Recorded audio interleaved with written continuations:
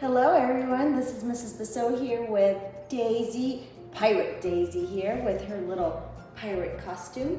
And today, can you guess what kind of story we're going to read you? Yes, you got it right. We are going to be reading you a pirate story. We're going to be reading you the story Pirate Jam by Joe Brown. Now this story is about two pirates who aren't very good pirates. Now if you were a pirate and you weren't a good pirate, you would have to think of something new to do. I wonder, Daisy, what do you think the pirates are going to do since they're not very good pirates? Let's listen and find out.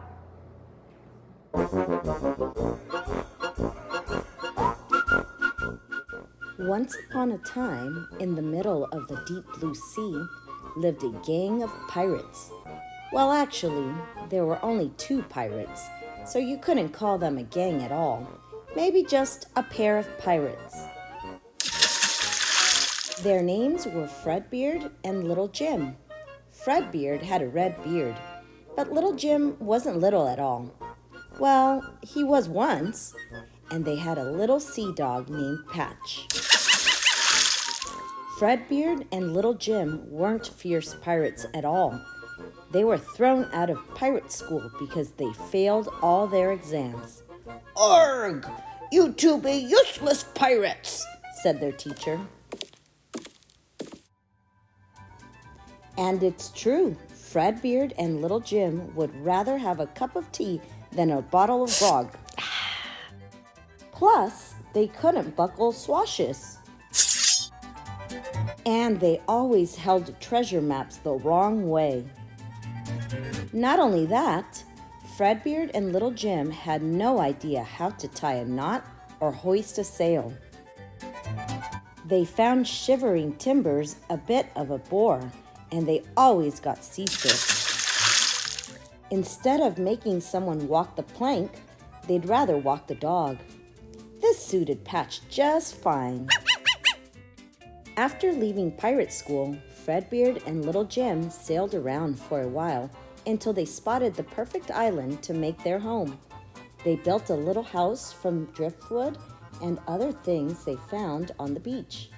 In the yard, they built a shed where Fredbeard stored anything he thought might be useful. Little Jim kept it tidy.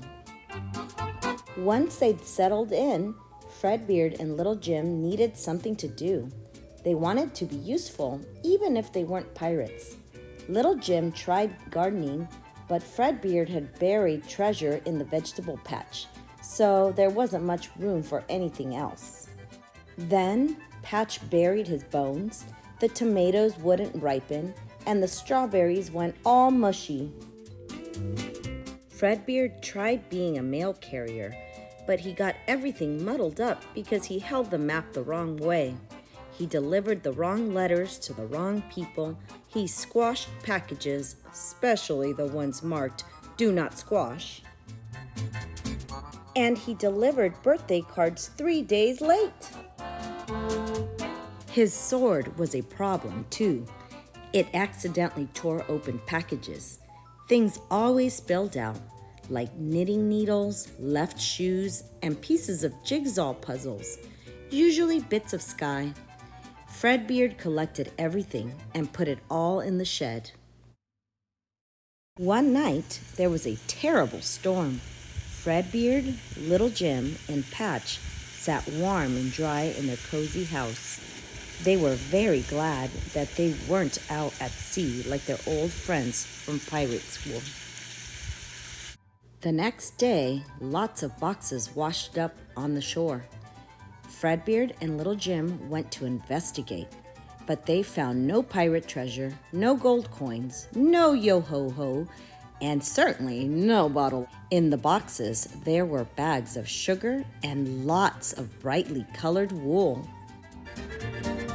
Fredbeard and Little Jim gathered up the boxes and stored everything in their shed. Fredbeard said it all would be useful someday. Little Jim wasn't sure he agreed, but he liked to keep the beach neat. One day, Fredbeard and Little Jim had a nice cup of tea and a slice of toast. It would be grand if we had something to put on this toast, said Little Jim. Suddenly, Fredbeard had a bright idea. He hadn't had an idea before, let alone a bright one, so he had to lie down for a while. When he got up, Fredbeard picked all the squishy strawberries in the garden. Then he went to the shed and found the shipwrecked sugar. He put it all in a big pan on the stove and boiled it up to make jam. He poured the jam into jars and drew his picture on the labels. "Ahoy! It's be pirate jam," he said. Fredbeard made some more toast for Little Jim, this time with jam. Little Jim loved the jam. After finishing his toast, Little Jim went to the shed. He wanted to do something useful too. Just then he spotted the shipwrecked wool and some knitting needles. He thought, "It's getting a bit chilly these days. Maybe I could make us some sweaters." He remembered how his granny had taught him how to knit years before. He quickly began. Soon he had a whole box full of woolly sweaters, socks, and scarves. He showed them to Fredbeard, who had another good idea. He was getting used to it by now. "Let's take our jam and sweaters to the market." The market was very busy. "Yo ho ho! Pirate jam! Have a taste! Ahoy, matey! Striped sweaters! Try them on!" Everyone loved the delicious strawberry jam and the warm, snuggly sweaters. By the end of the day, the pirates sold everything. They took home a big bag of gold.